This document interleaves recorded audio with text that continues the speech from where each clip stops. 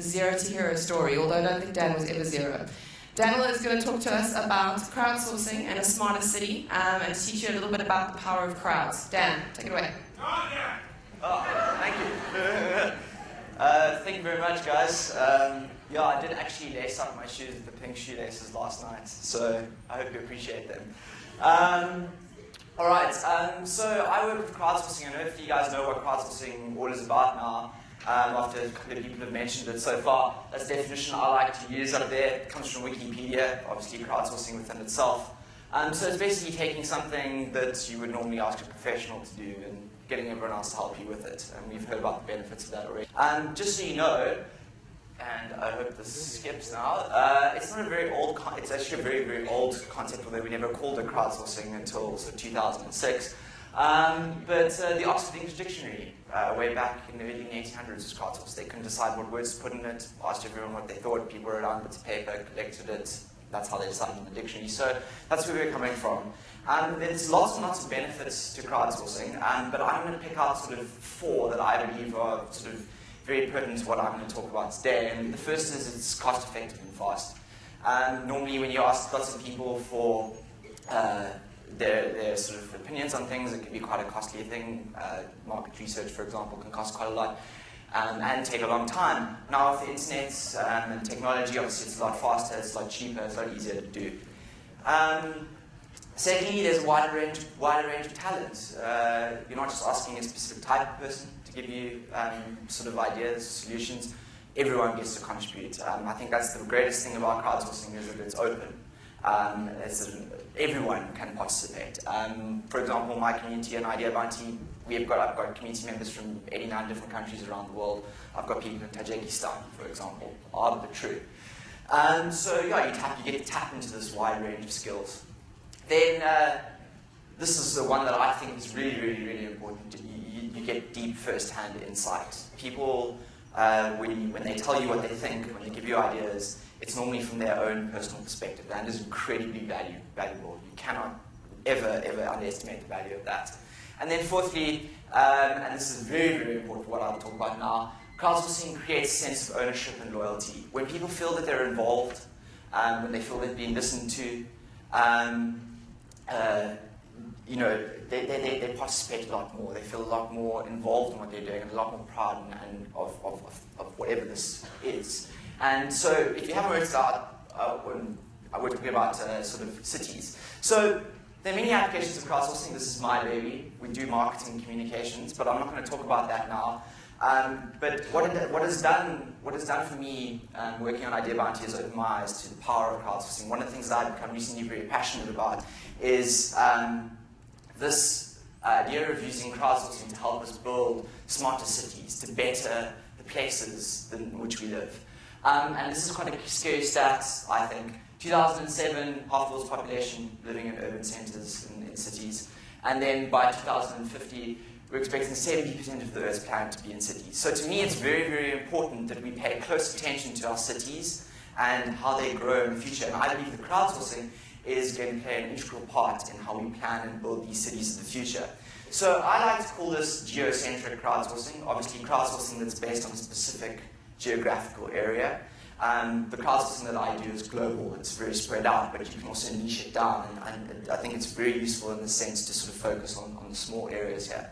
So to kick this all off, geocentric crowdsourcing is about using citizens to help build and develop their city. You know, working towards making it a better place to live in, more livable, enjoyable environment. And I love always these pictures of these futuristic cities. There's always water for some reason. I've never quite worked that out yet. I don't know where we're going to get all the water from, but there you go.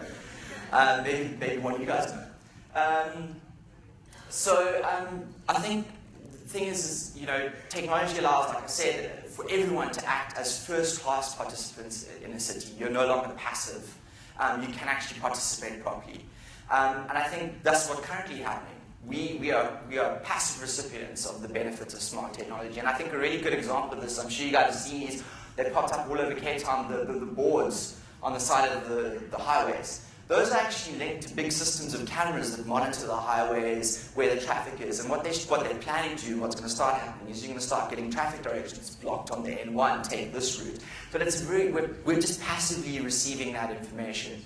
And although it's very cool, I think there's a lot more that can be done with it. So yeah, there's an opportunity here for citizens to actually start contributing, analyzing, and acting themselves towards sort of generating these smarter places to live and being a lot more productive as well.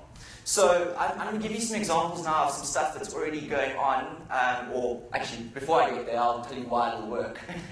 And I think there's 4 main reasons why it'll work. Cities, there's lots of people in high concentrated areas.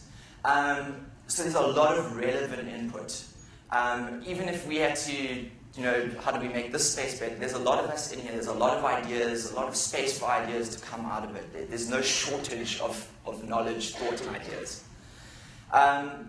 Secondly, inhabitants of a city often develop a deep knowledge of it because they live and work here.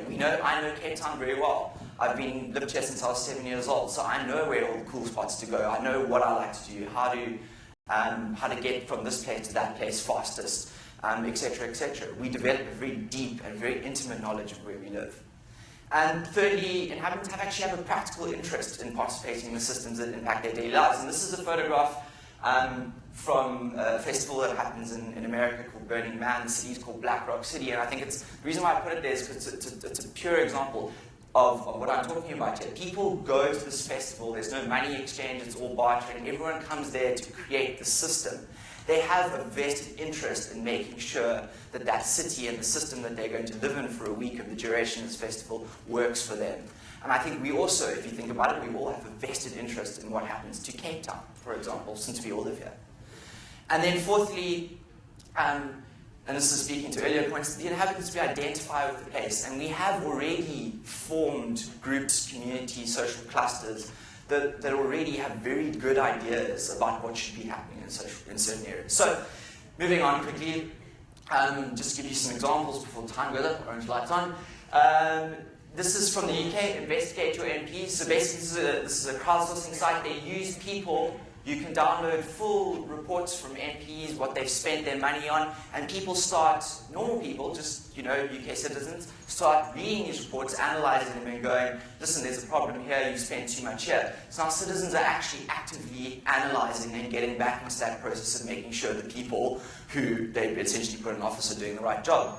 Another site also from the UK called They Work For You, very nice type of site, cool URL for that site, I think. Basically the same thing, making sure that your local councillors are doing the correct thing. They do essentially work for us. Another very, very good example, and this is one that I really like, and I think possibly we could use it quite well here in South Africa, is Fix My Street.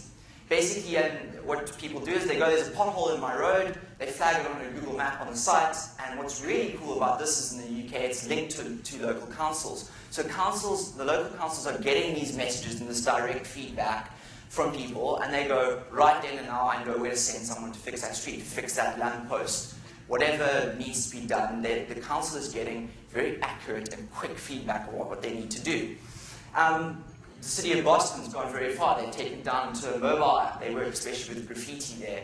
So a lot of people are taking photographs and tagging graffiti. The council then gets the immediate notification, goes and cleans it up. Again, it's us participating in this building and generation of the city. Fix My Transport. Also something very, very cool. Again, fixing things, but also lots of people giving suggestions about what they'd like to see in transport. I would love to see something like this in Cape Town. Cyclopath, really, really cool place. Again, people sharing quick bicycle cycling routes. Councils and local governments then using those routes that people use most often to actually put in proper cycle lanes. Very useful. Give a Minute. This is a very big American project that spans across a number of American cities now. But essentially what they're doing is they're asking people to, for a minute, give an idea what they can do to the city. Same thing here, which happened in Bristol in the UK.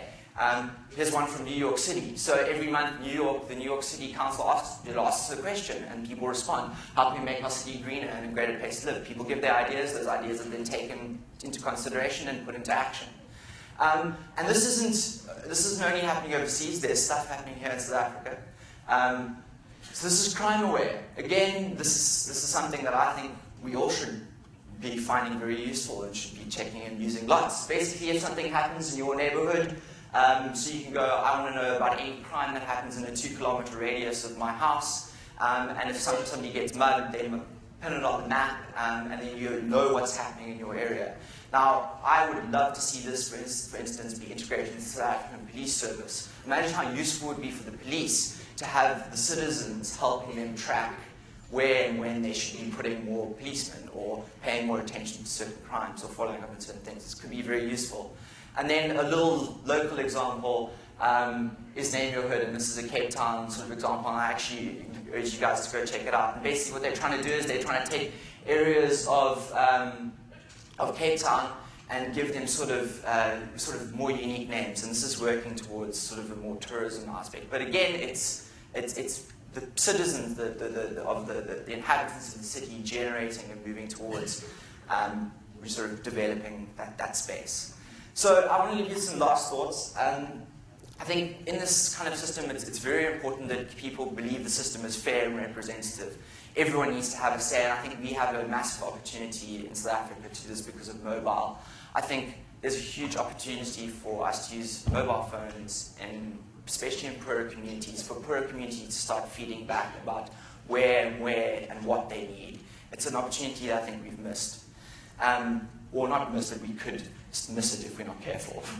I think the city management needs to be involved for maximum success. If you look at all those projects that are happening overseas, almost all of them are integrated with a local government or a local city councillor. And like I was saying with Crime Aware, I would love to see the South African police jump onto that and go, we actually need this information, we need this help.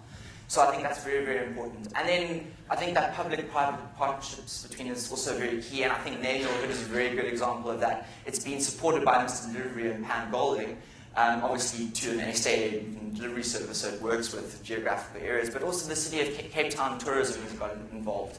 So it'll actually end up impacting what the city's tourism arm then does and moves out to its visitors to the city. So yeah, that's how I see crowdsourcing and starting to enable us towards building better cities. And that's me. Any questions?